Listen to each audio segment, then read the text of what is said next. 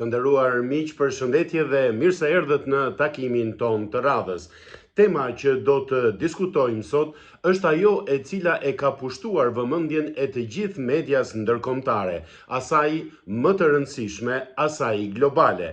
Bëhet fjalë për zgjedhjet politike që po zhvillohen në Rusi, pra për zgjedhjet presidenciale. Duket sikur është një temë e rëndësishme, por në fakt ai nuk është gjë tjetër veç se një rikonfirmim i presidentit të Rusisë Vladimir Putin në ruajtjen e postit të tij si president i Rusisë.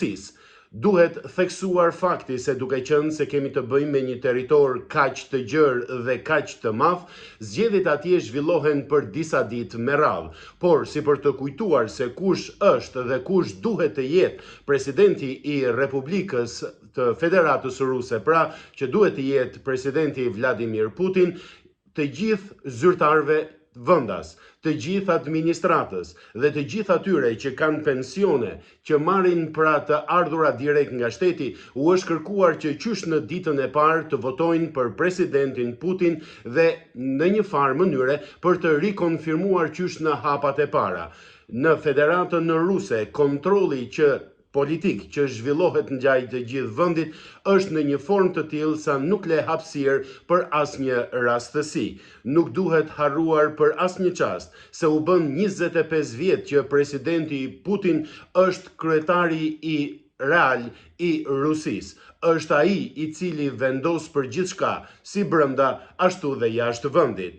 Jam të shumt komentatorët politik, vendas dhe të huaj, të cilët po nënvizojnë një element.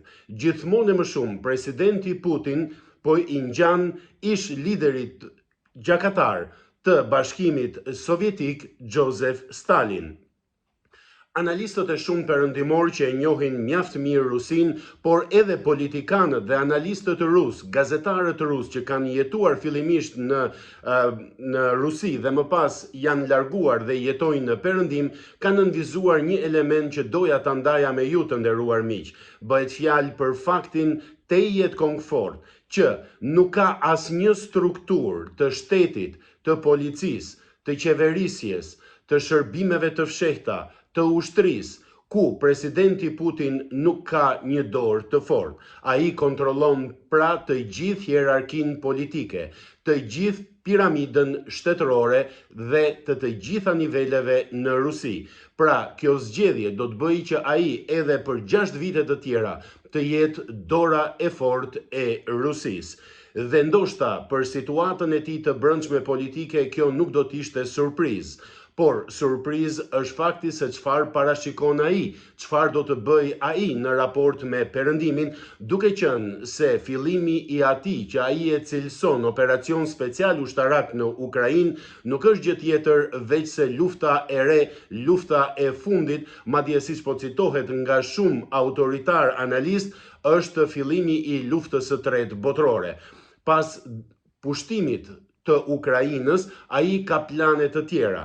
Këtë nënvizojnë analistët duke nënvizuar sërish dëshirën e tij për të ringjallur jo më Bashkimin Sovjetik, por Rusinë imperialiste.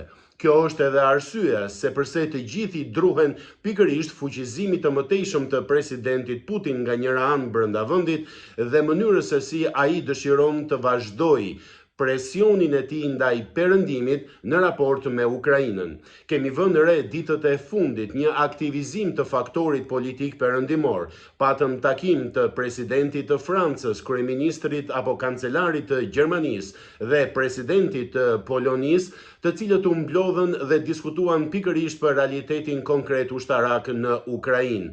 Gjithmonë më shumë në perëndimin problematik dhe jo gjithnjë koheziv, po shtohen opinionet sipas së cilës duhet mbajtur një qendrim i fortë ndaj presidentit Putin dhe ai në asnjë mënyrë nuk duhet të lejohet që të fitojë në Ukrainë, sepse në rast se fiton në Ukrainë, ai do të vazhdojë që konceptin e tij për sa i përket shtrirjes së imperializmit rus edhe më tej në vendet përreth dhe më gjerë do të vazhdojnë të konsolidohen me kalimin e kohës.